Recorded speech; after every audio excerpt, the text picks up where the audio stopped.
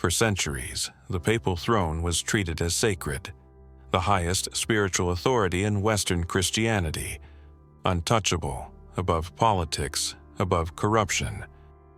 But for nearly 50 years, it wasn't. The papacy was controlled, bought, installed, removed, not by emperors, not by armies, but by people history barely names.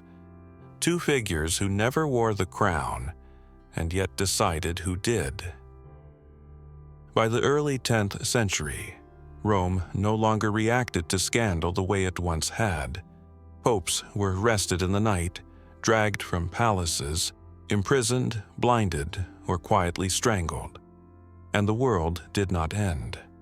The bells still rang at dawn, Mass was still said, pilgrims still crossed mountains to kneel in the same basilicas. For ordinary believers, the contradiction was unbearable, and yet it became routine, because institutions are supposed to collapse when their leaders lose moral authority. Rome didn't. It adjusted. Rome was no longer the capital of an empire. The emperors were distant or irrelevant. The Carolingian order had fractured. No army stood ready to defend the papacy on principle. In theory, the Pope ruled Christendom. In practice, he struggled to rule Rome. Papacies changed hands through local elites. Protection came from private households. Violence decided outcomes faster than councils ever could. This wasn't chaos. It was a vacuum, and someone stepped into it. Rome's new rulers did not issue decrees. They controlled access. Who would be protected? Who would be abandoned? Who would become pope? And how long he would survive. At first, church writers lacked the language to describe what was happening, because power no longer looked like power. It looked domestic, private, personal, and that made it far more dangerous than open tyranny. Imagine Rome after sunset. Oil lamps flicker in narrow streets, guards linger outside noble homes, messengers slip through alleys carrying whispered decisions. Inside private chambers, names are spoken softly, not saints, not doctrines, men. Who will rise? Who will fall? Who will be removed quietly before morning? By dawn, Rome will have a new pope, or lose one, and nothing about the process will look sacred. Her name was Theodora. She held no office, issued no decrees, never stood before an altar. And yet men who would soon be pope sought her favor first. Theodora was a Roman noblewoman whose power came not from belief, but leverage. She controlled alliances between families, protection against rivals, the difference between elevation and disappearance. If you wanted the papal throne, you needed Rome. If you wanted Rome, you needed her. The Church did not know how to write about this, because acknowledging Theodora meant admitting something unbearable, that the papacy could be ruled without the Pope. Theodora never challenged doctrine. She did not interrupt Mass, did not mock the sacraments, did not attack belief. Everything continued, and that continuity revealed a truth the Church was not prepared to face. Authority did not flow from holiness. It flowed from recognition. As long as rituals continued uninterrupted, power moved freely, regardless of who moved it. Theodora didn't attack the Church. She learned how to operate it. Theodora's daughter, Marozia, grew up watching this system work. She watched popes elevated by influence rather than virtue. She watched bishops negotiate like courtiers, She watched men of God plead for protection. Marozia did not inherit power. She refined it. Where her mother influenced quietly, Marozia acted decisively. She understood something critical. The papal throne was not sacred. It was functional. Marozia placed her lovers on the papal throne, not symbolically, literally. Men loyal to her were elevated. Enemies were imprisoned or killed.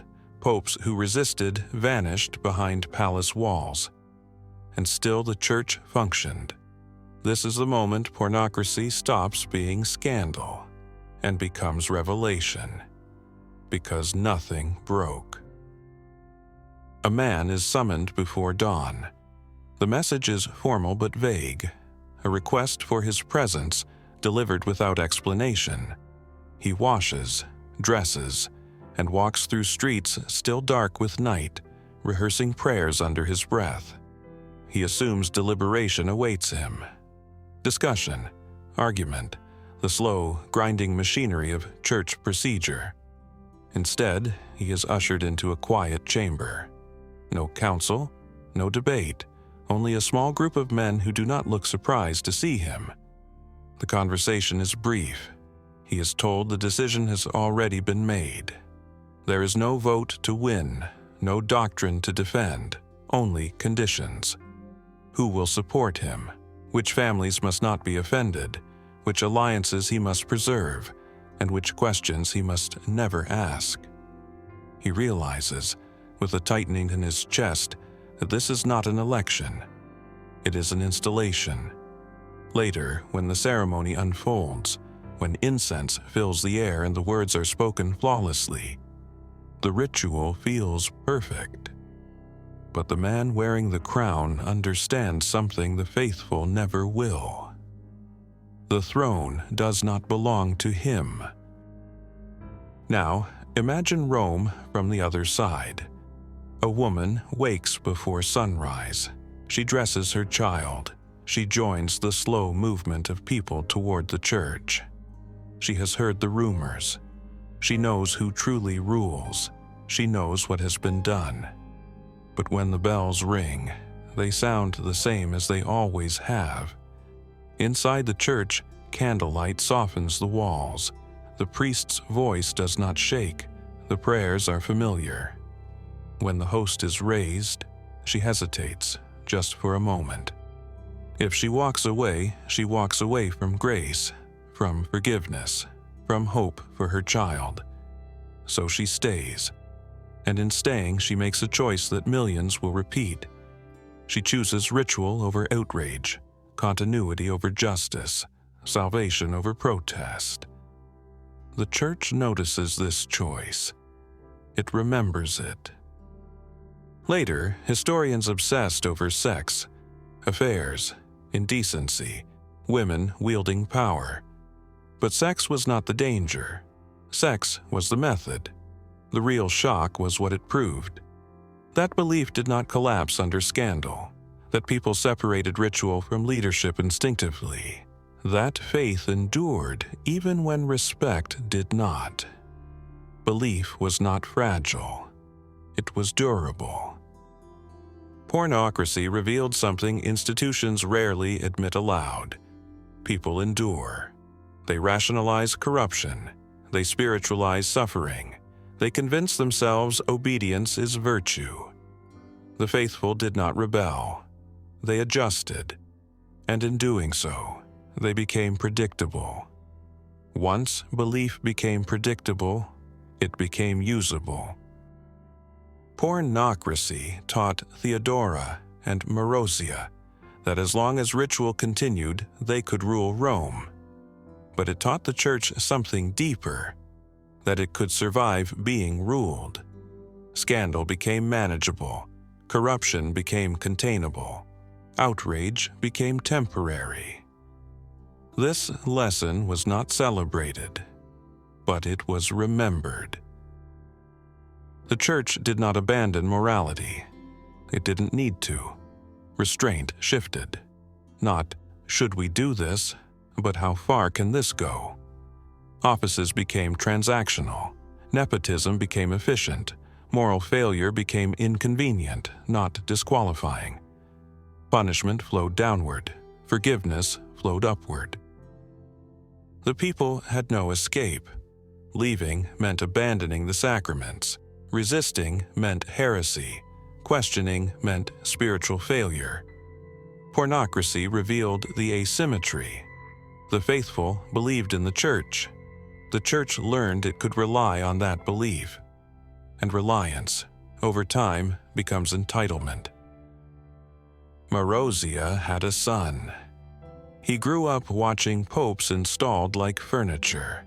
He learned Rome bent to influence, not holiness, that legitimacy survived almost anything. This child did not grow up scandalized. He grew up prepared.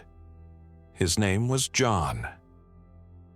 Pornocracy is often described as the worst era of the papacy. It wasn't.